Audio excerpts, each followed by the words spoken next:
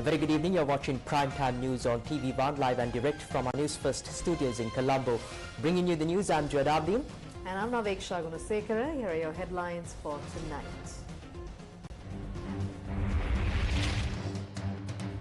Valigama Pradeshya Sabha Chairman Lasantha Vikramasekara assassinated. 4 teams assigned to locate assailants. Valigama assassination heats up Parliament. මහජන නියෝජිතයෙක් හැටියට තමන්ගේ මහජන දිනය ප්‍රාදේශ සභාව තුල පවත්වාගෙන යන්නට බැරි නම් මොකද්ද මේ ජාතික ආරක්ෂාවට වෙලා තියෙන්නේ? නඩු 6ක් තියෙනවා, මාත්‍ර මහාධිකරණ 2ක් තියෙනවා, කුරුණෑගල මහාධිකරණ 2ක් තියෙනවා, ගාල්ලේ තියෙනවා, සිරදඩුවම් ලැබලා තියෙනවා, අත්හිටු සිරදඬුවම් මත ඉන්නේ. Former Minister Manusha's assets under investigation. Manusha and wife summoned to the FCID. Assets worth 50 million rupees belonging to Kehel Badra Padme seized. Further rainfall forecast over the next few days. Strong wind advisory for coastal areas also issued. Gold's frenzied rally ends with largest sell-off in over a decade. And on to those stories in detail. In your top story this evening, Chairman of the Valigama Pradeshya Sabha Lasantha Vikramasekara was shot and killed inside his office this morning. According to police, 2 motorcycle gunmen had opened fire on Vikramasekara and fled the scene thereafter.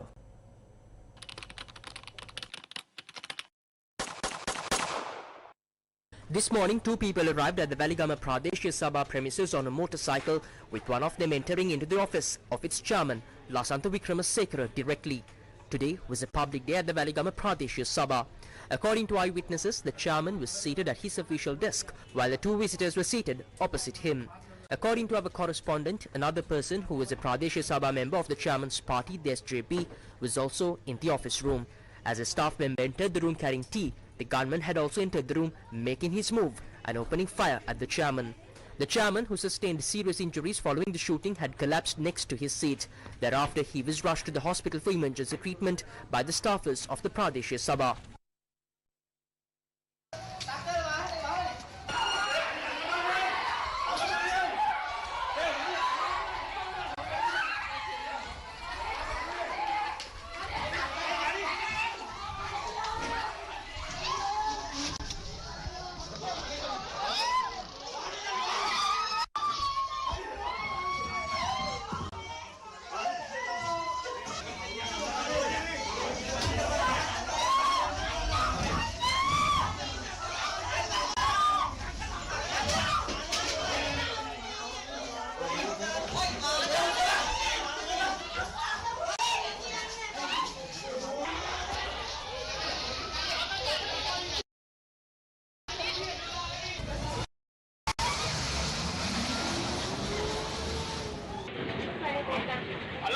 Hari.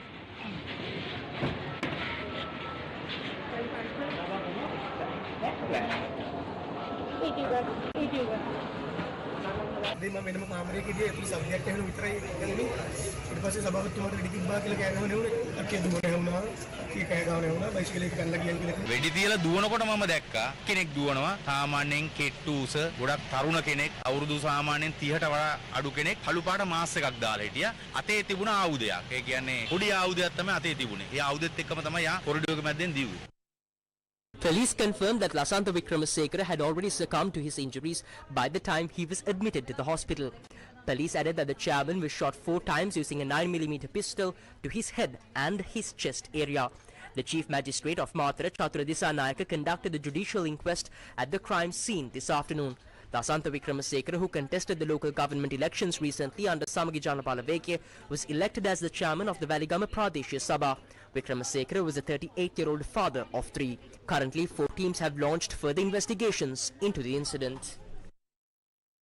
මේ වන විට තොරතුරු ලැබිලා තියෙනවා යතුරු පැදියකින් පැමිණි දෙදෙනෙක්. We have received information that 2 individuals who arrived on a motorcycle carried out the shooting using a sidearm, what we call a small weapon, in just 4 rounds. 4 teams covering several areas have already begun investigations.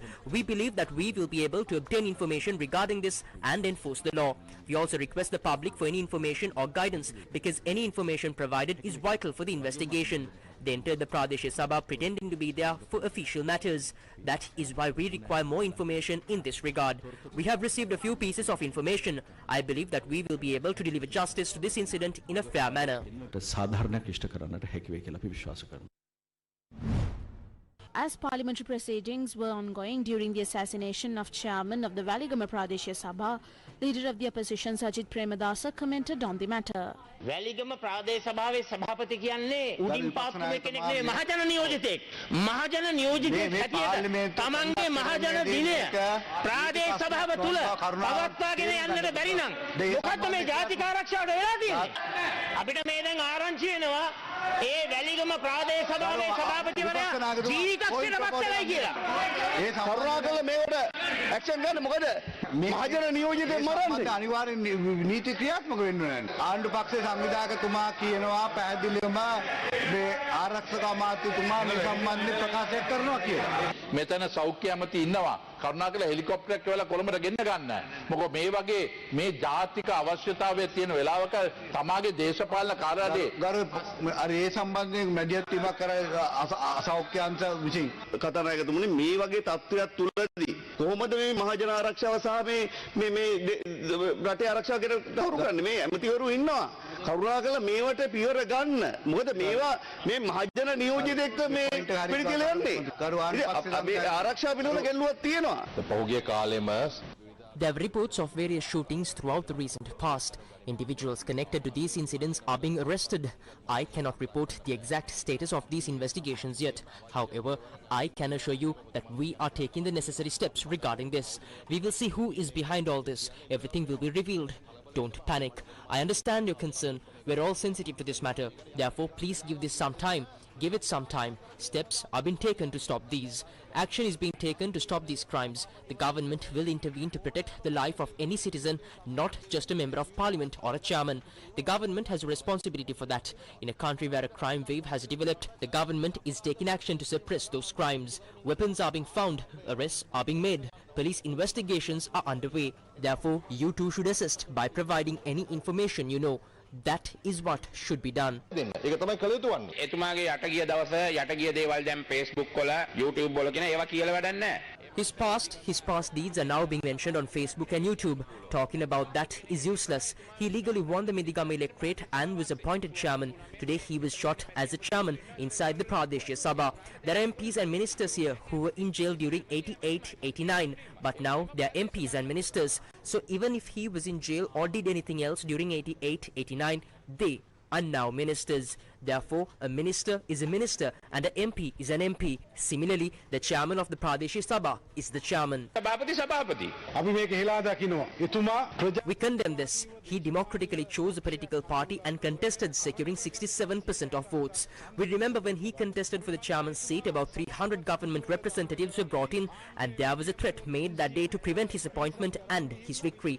The local government commissioner who was there was also threatened. Not only that, a female member and a male member were reported missing. We asked the Inspector General of Police what happened to those investigations. Was that a drama? A large number of people, parties that were in the government worked to prevent him from being appointed as the chairman. Today, he has been shot and killed in broad daylight while he was in his office. This is the security of the country. While condemning this, we state that the government must take responsibility for the lack of security in this country. From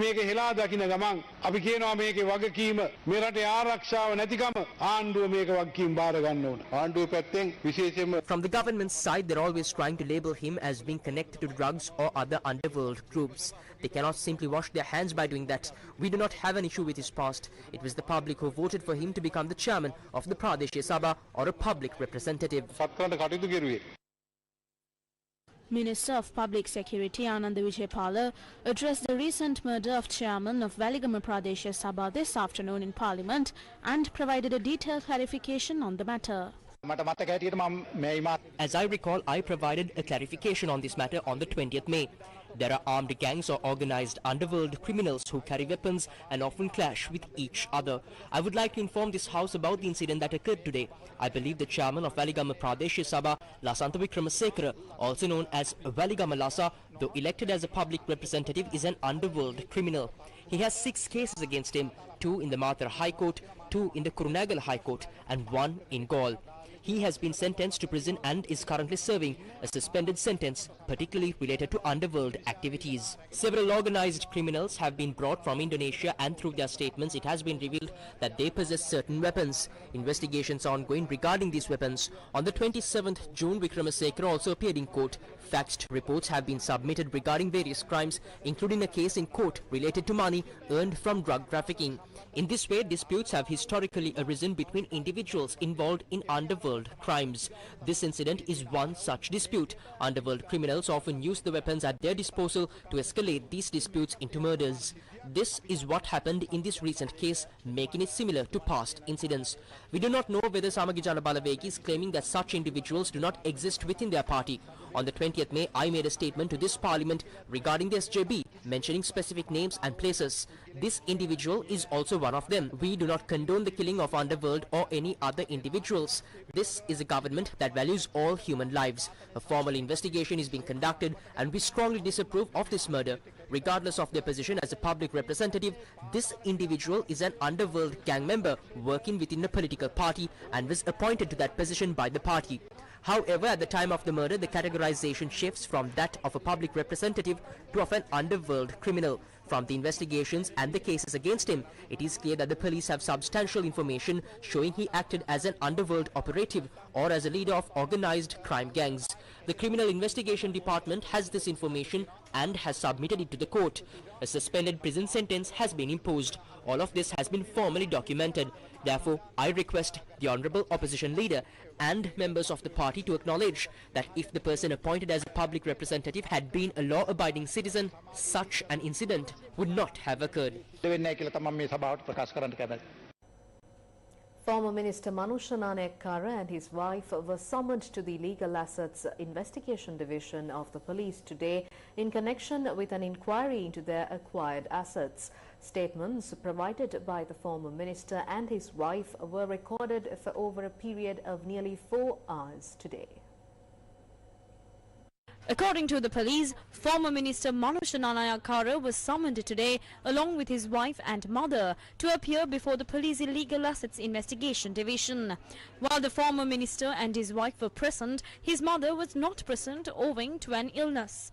Police added that the inquiry focuses on the assets acquired by Nanayakkara since entering politics, based on the declarations he previously submitted regarding his assets and liabilities. The former minister was previously summoned to provide statements regarding the probe under consideration. After providing his statement today, Nanayakkara addressed the media, issuing a warning to officials.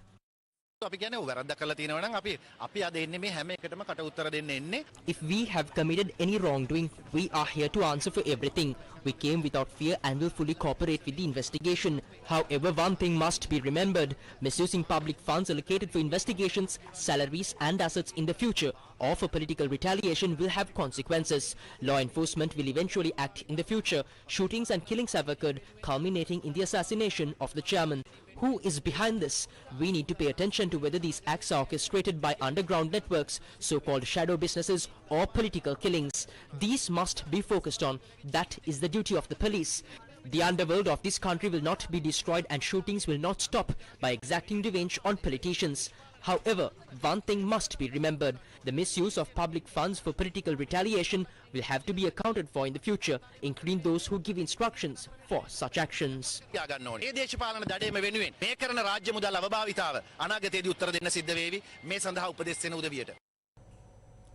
A property belonging to organised criminal Kehel Badra Padme, located in Kehel Badra Gampaha, along with the building constructed on it, has been seized by authorities.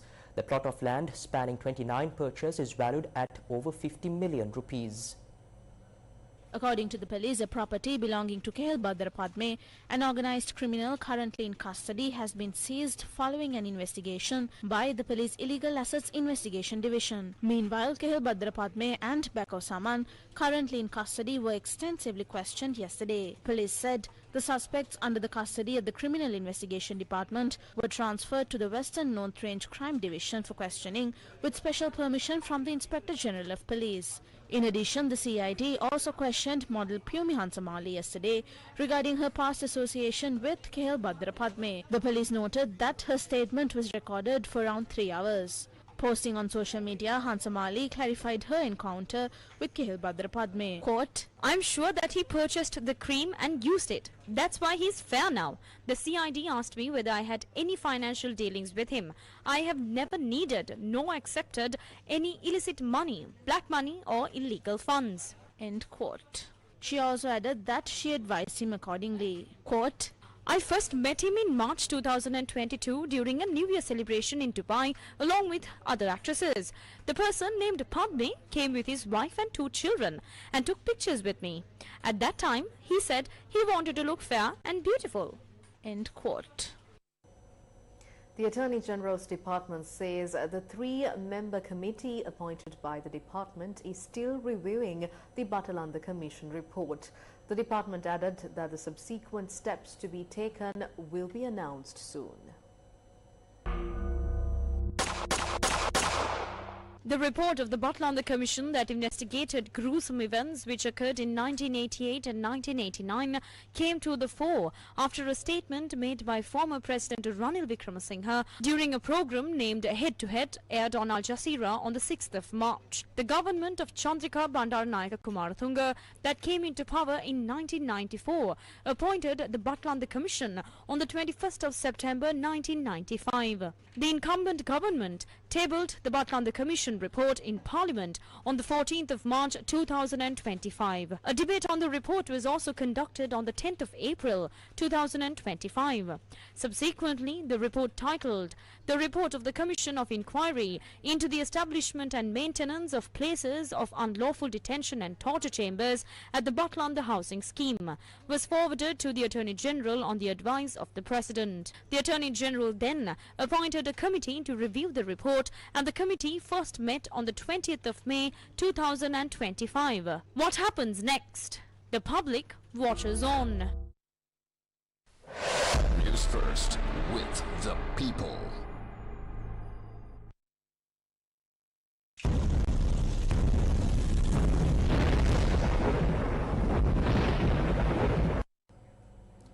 According to the Department of Meteorology, heavy rains of around 75 millimeters are expected at the western, Sabaragamu, central, northwestern and southern provinces and in several locations in the Jaffna and Mana districts. The department indicates that the low pressure areas near the northern coast will continue to develop and move westwards towards the northwest.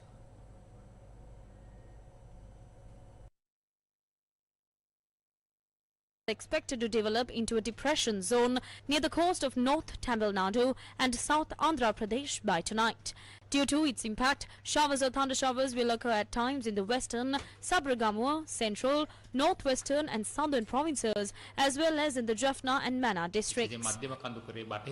Strong winds of 30 to 40 kilometers per hour can be expected at times, especially in the western slopes of the central hills and in districts like North, North Central, Northwestern and Trincomalee. I would like to remind the public to be vigilant in this regard. The Met Department is constantly monitoring the management of the system. Also, the impact of this system is expected to continue, especially in the southwestern part of Sri Lanka, with rainy weather conditions until around the 25th of October.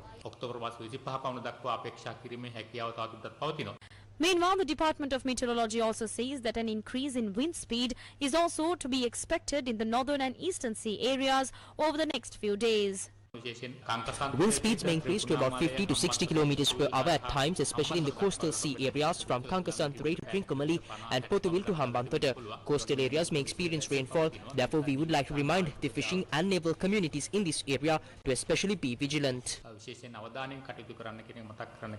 In addition, the National Building Research Organisation states that landslides are possible in the districts of Badulla, Colombo, Galle, Kandy, Kegol, Kurunagala, Matara, Kalutara, Matale, Nura Elia and Ratnapura. A total of 9,392 individuals from 2,351 families across 12 districts have been affected by the adverse weather conditions. 3 deaths have been reported so far during the adverse weather period. These deaths were reported from Thamuttegama, Dehiyovita and Yatinura areas. 377 houses have sustained partial damages, while 2 homes have been completely destroyed. The Disaster Management Centre says that 30 individuals from 8 families displaced by floods are being housed at the Muhammad Community Hall in Manathamulla, Timrigasyaya, Colombo.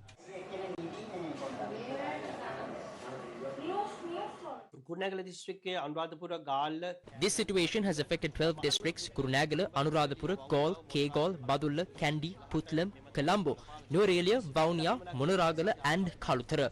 The district disaster management units in the National Disaster Relief Services Centre, district secretaries and divisional secretaries are continuously providing relief.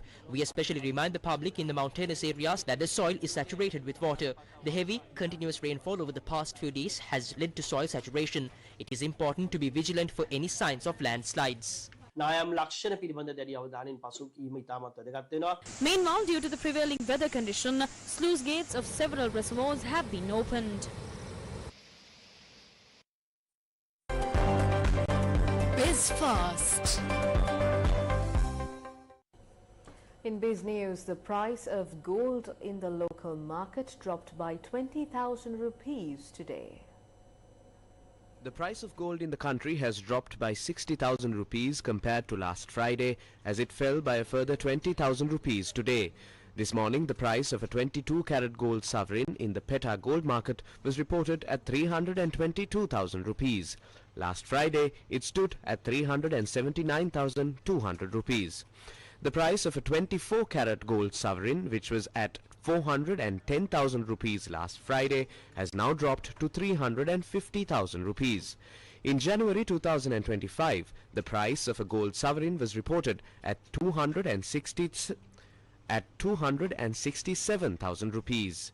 The price of a gold sovereign had increased up to 410,000 rupees on the 17th of October 2025. Meanwhile, prices of gold in the world market are also on the decline. According to foreign media, spot prices of gold had dropped by 1.4% today. Sri Lanka's aviation sector is showing remarkable growth this year, with millions of passengers passing through the country's international airports. According to the latest figures from Airport and Aviation Services Sri Lanka, over 7.5 million passengers have moved through our airports from January to September 2025. This includes more than 1.7 million tourist arrivals during the same period. According to data from the 1st to the 20th of October this year, Sri Lanka has welcomed 103,491 tourists, marking another promising chapter in the island's tourism revival. The Sri Lanka Tourism Development Authority says 158,971 visitors arrived in the country in the month of September.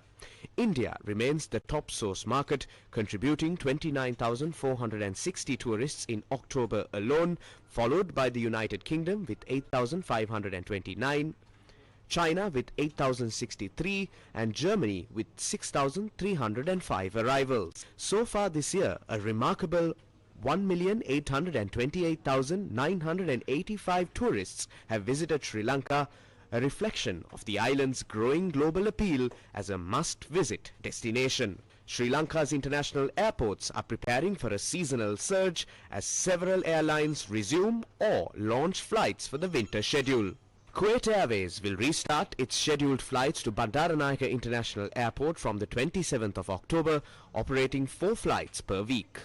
From the 28th of October, Red Wings Airlines of Russia and Belavia Airlines, the national carrier of Belarus, will commence winter operations to the Mattala Rajapaksa International Airport, while Swiss International Airlines and Ente Air, a Polish airline, will begin services at the Bandaranaike International Airport. To accommodate the expected increase in passengers, Airport and Aviation Services Sri Lanka has announced 12 new check-in counters at the BIA effective 1st of November 2025 as a short-term measure to reduce waiting times during the busy season. The growth in passenger traffic and the arrival of new airlines signals strong confidence in Sri Lanka's aviation sector, positioning the country as a key hub for both tourism and international travel this winter. The Department of Census and Statistics reported that Sri Lanka's inflation rose to 2.1% in September. Sri Lanka's overall inflation, as measured by the National Consumer Price Index or the NCPI, rose to 2.1% year-on-year in September 2025, up from 1.5% in August. On a monthly basis, the year-on-year inflation of the food group increased to 3.8% in September from 2.9% in August 2025, and the year-on-year inflation of the non-food group increased to 0.7% in September from 0.4% in August 2025. The food category contributed 1.68 percentage points to the overall inflation, driven by price increases in coconuts, milk powder, coconut oil, fresh fish, chicken and vegetables. However, price drops in big onions, fresh fruits, eggs and sugar helped offset some of the upward pressure. In the non-food category, the 0.42 percentage point contribution came from the rising costs in education, health, housing and utilities, restaurants and hotels. Transport costs, however, declined by 0.31%, mainly due to lower petrol and diesel prices. The Hambantota International Port has strengthened its role as a regional hub with 151% volume growth. Cargo throughput at the Hambantota International Port has recorded a remarkable 151% year-on-year increase, reaching 6.03 million metric tons by the end of September 2025, compared to 2.39 million metric tons during the same period last year. This significant growth comes despite operational pressures following the lifting of the ban on local vehicle imports, which led to increased congestion and clearance delays. In response, HIP's operations department implemented a series of strategic interventions, including optimized yard collection, rebalanced container flows and revised stacking strategies to maximize capacity while maintaining safety and efficiency. To further support these efforts, the port increased manpower, expanded yard space and invested in new infrastructure. These measures ensured uninterrupted vessel handling and sustained productivity levels. HIP's growth trajectory is also being driven by strategic investments and service diversification.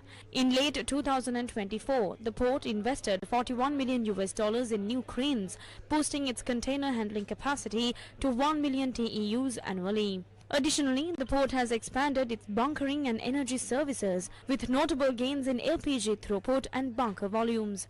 Vehicle transshipment has also seen a 26% year-on-year increase, reinforcing HIP's emergence as a comprehensive multi-purpose maritime hub in the region. The Indo-Lanka Policy Dialogue on Regional Environmental Cooperation, organized by the University of Colombo's Faculty of Law, was held today in Colombo.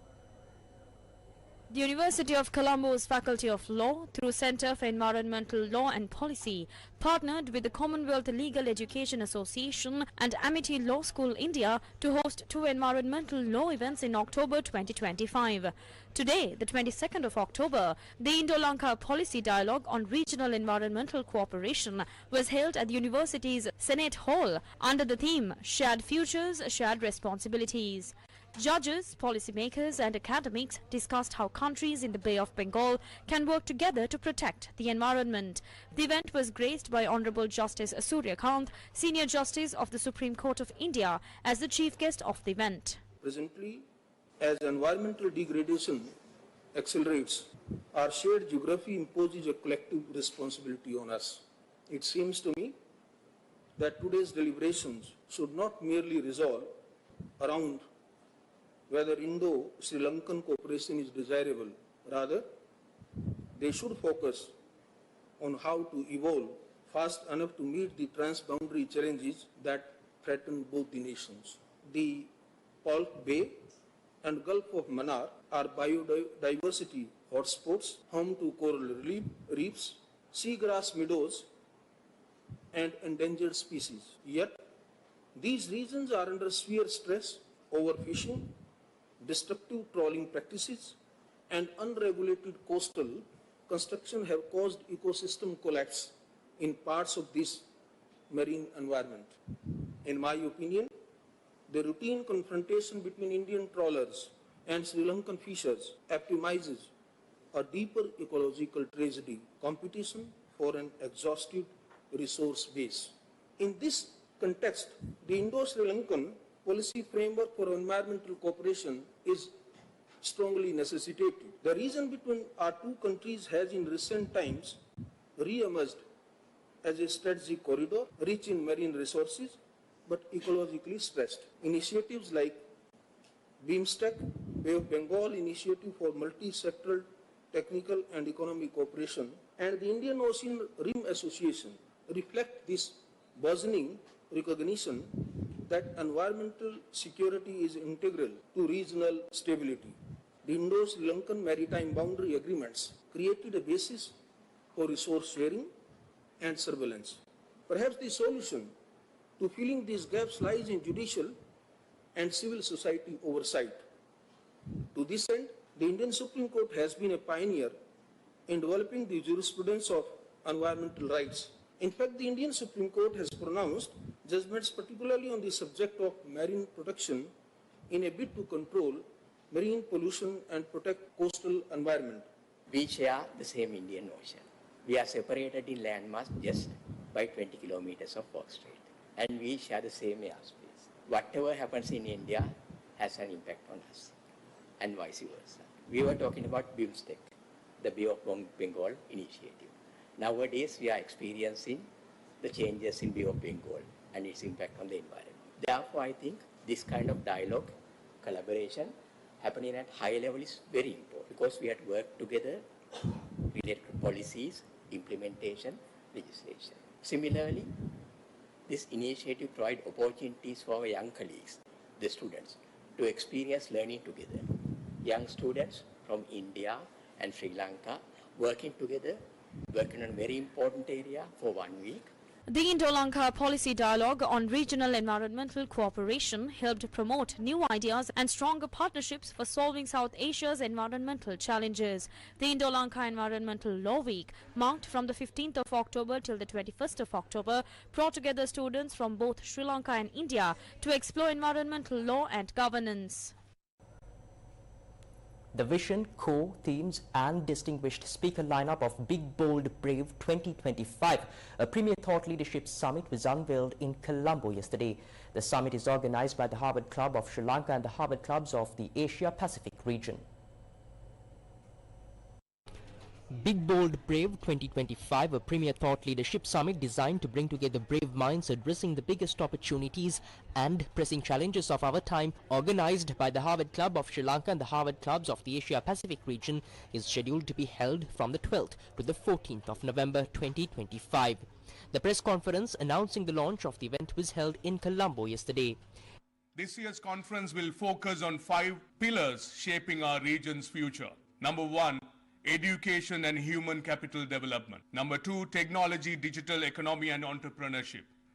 Number 3, agriculture, food security and rural transformation. Number 4, energy infrastructure and sustainable growth. And number 5, environment, climate change and resilience. Each of these themes reflects not just the priorities of our region, but the very essence of Sri Lanka's potential. As a meeting point between East and West, tradition and innovation, humanity and progress. We want to be part of that story, and we invite all of you to be part of that story. Sri Lanka's location places it at a crossroads of the Asia-Pacific, but beyond geography, Sri Lanka represents something deeper.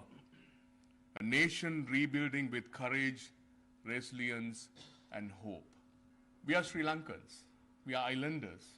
We are creative people, and I don't think anyone in the world can teach us what is resilience all about. So we have a great opportunity to capture and play an important role, not just as a small island, but a nation with great wisdom. The event serves as an opportunity to connect with leaders in business, government, academia and NGOs, alongside fellow Harvard alumni and their guests. OpenAI yesterday unveiled ChatGPT Atlas, a long-anticipated artificial intelligence-powered web browser built around its popular chatbot, in a direct challenge to Google Chrome's dominance. There is a new digital sidekick in town, and it's called ChatGPT Atlas. The launch marks OpenAI's latest move to capitalize on 800 million weekly active ChatGPT users as it expands into more aspects of users' online lives by collecting data about consumers' browser behavior. It could accelerate a broader shift toward AI-driven search as users increasingly turn to conversational tools that synthesize information instead of relying on traditional keyword-based results from Google, intensifying competition between OpenAI and Google. Atlas lets users open ChatGPT's sidebar in any window to summarize content, compare products, and analyze data from any site. In agent mode, now available to paid users, ChatGPT can interact with websites on their behalf, completing tasks from start to finish, such as researching and shopping for a trip. ChatGPT Atlas is stepping boldly toward the future of web browsing, where your browser isn't just a tool, but a trusty sidekick that learns, remembers, and actually helps you stay focused on the stuff that matters. The browser is now available globally on Apple's Mac OS. Versions for Windows, iOS, and Android will be released later.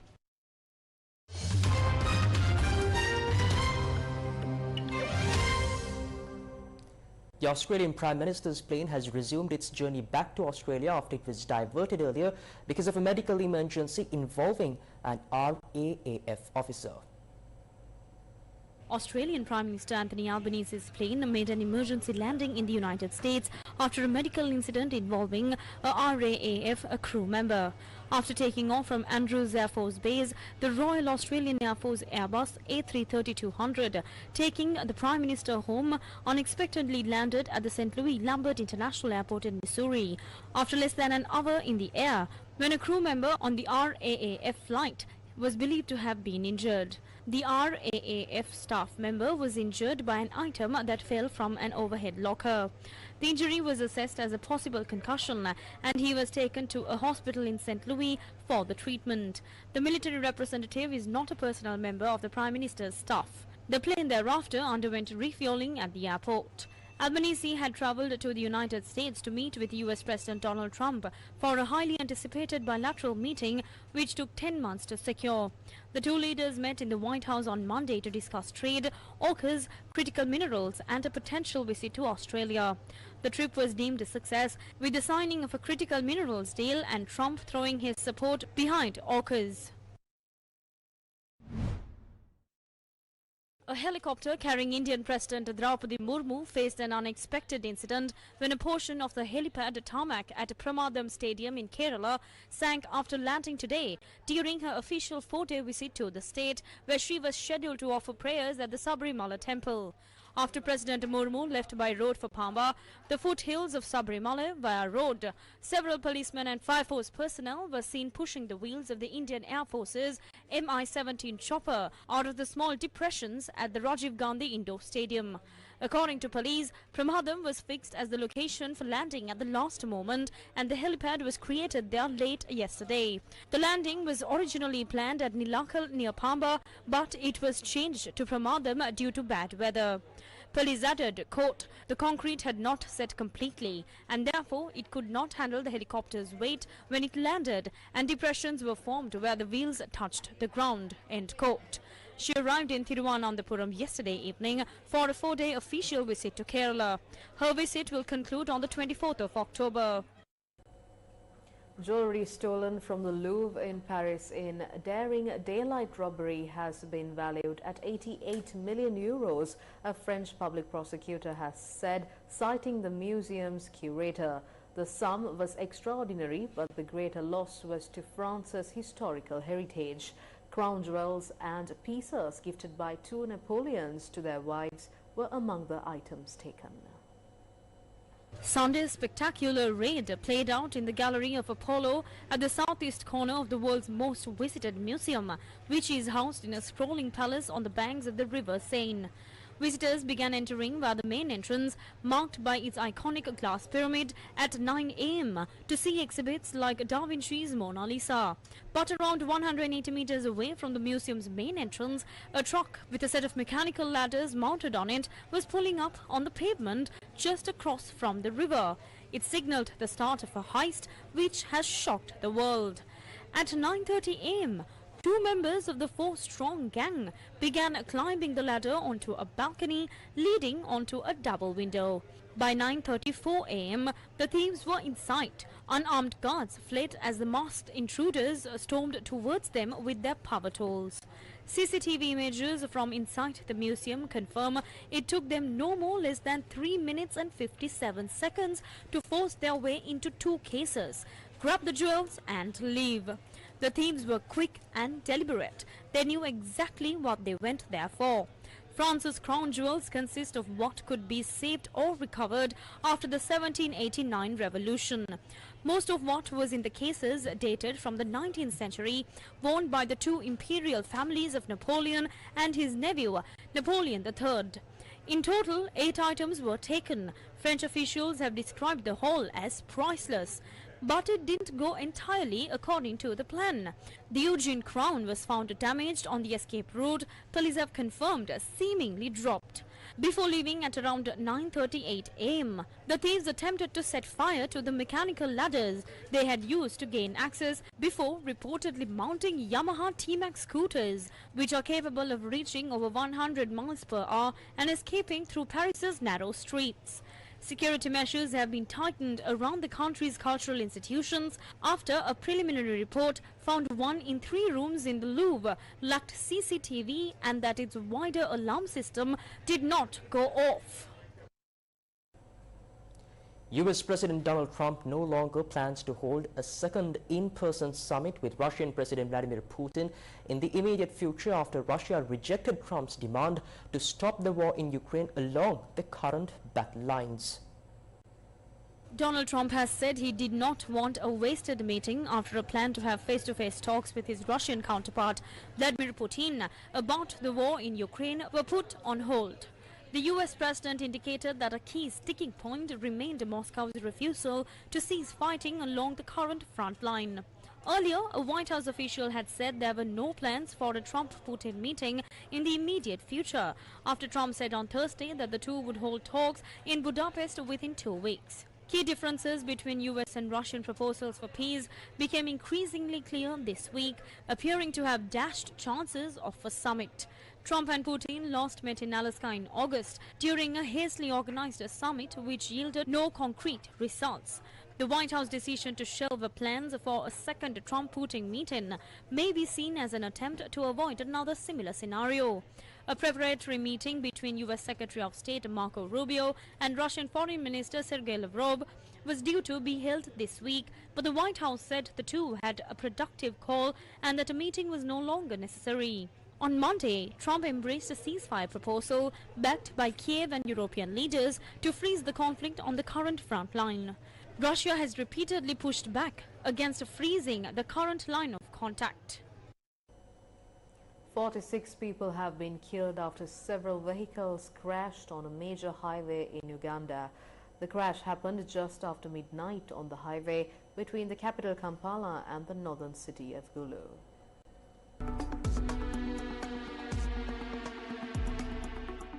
The police revised down an earlier death toll of 63, saying they had mistakenly included victims who were unconscious and were now being treated. The crash occurred when two buses traveling in opposite directions met head-on while trying to overtake two other vehicles that were a lorry and a car on the Kampala-Gulu highway. One of the buses swerved in an attempt to avoid a crash, but in the process caused a head-on and side collision that led to a chain reaction in which other vehicles lost control and overturned. As well as the fatalities, the passengers of the vehicles involved and several others were injured. An investigation into the accident has been launched. The injured were immediately taken to different hospitals in the western town of Kiryandongo.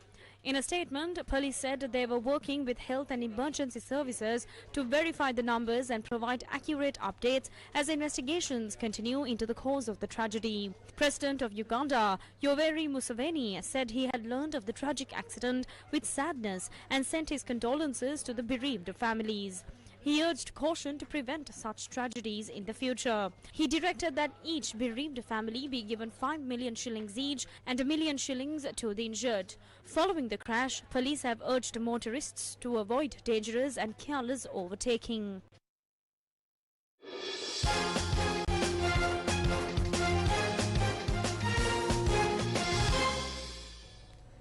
The ICC Women's Cricket World Cup 2025 clash between Australia and England played in Indo ended in victory for Australia.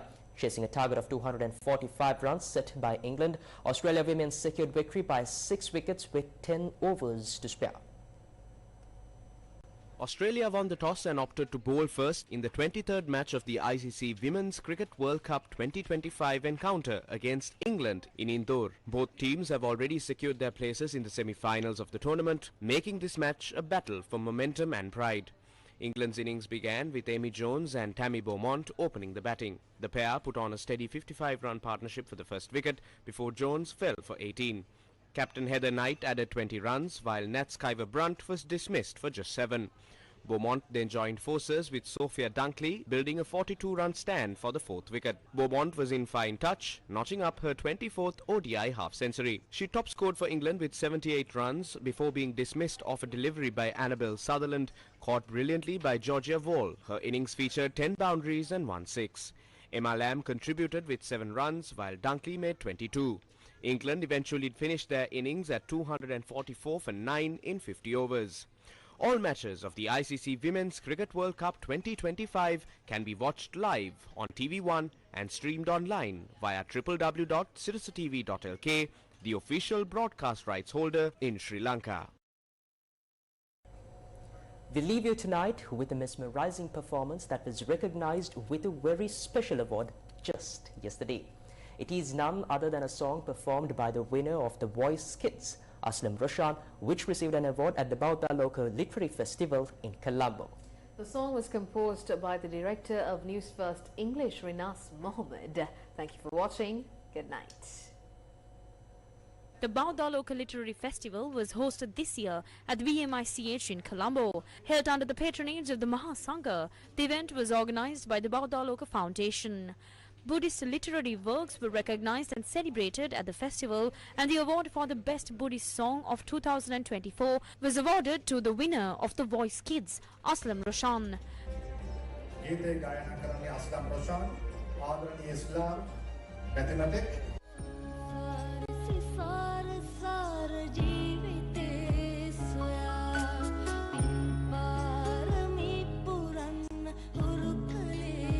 The award-winning song is titled Samma Ruma, performed by Aslam Roshan and penned by Rinas Mohammed, director, Newsfirst English.